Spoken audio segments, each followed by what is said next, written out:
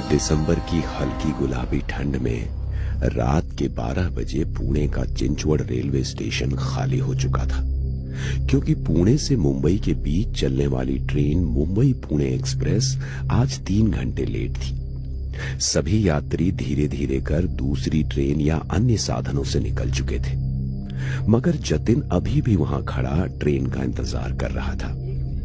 लगता है इस रेलवे स्टेशन पर अब मैं अकेला ही बचा हूं, मगर अब दिन भर की भागदौड़ के बाद कहीं और जाने की हिम्मत नहीं है। जैसे ही ट्रेन आएगी उसी से मुंबई चला जाऊंगा। खुद से बातें करते हुए जतिन प्लेटफॉर्म पर इधर उधर देख रहा था। फुट ओवर ब्रिज की सीढ़ियों के नीचे कुछ भिखारी सो रहे थे। तभी एक भिखारी उसके पास आया और बोला, इस वक्त तुम यहाँ क्या कर रहे हो? यहाँ अभी कोई ट्रेन नहीं आने वाली है। मुंबई पुणे एक्सप्रेस आने वाली है, वो जो 3 घंटे लेट है। अच्छा, वो ट्रेन रात के वक्त उस ट्रेन में सफर करोगे?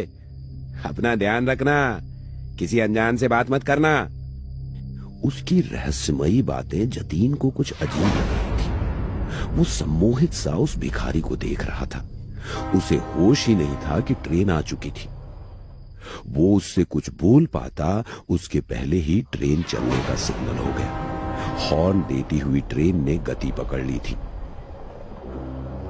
जतिन उस स्टेशन से ट्रेन में चढ़ने वाला अकेला यात्री था और उसकी आंखों के आगे वो ट्रेन निकल जाती उससे पहले ही ट्रेन के आखिरी कोच में जैसे तैसे वो चढ़ गया।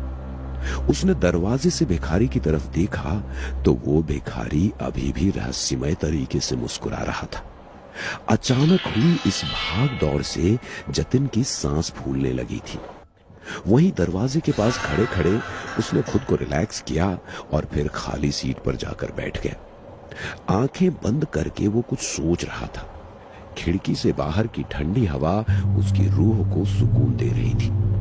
तभी उसे एहसास हुआ कि कोई उसके करीब तेजी से सांसें ले रहा है। उसने आंखें खोलकर देखा तो उसके पास कोई नहीं था।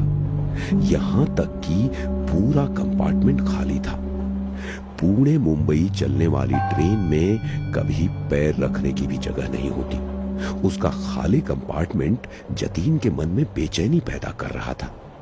वो अपनी सीट पर से खड़ा हुआ और कंपार्टमेंट में नजर घुमाई तो दूसरे दरवाजे के पास वाली सीट पर एक व्यक्ति बैठा हुआ था।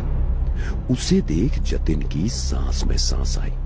वो उसकी पास वाली सीट पर जाकर बैठ गया।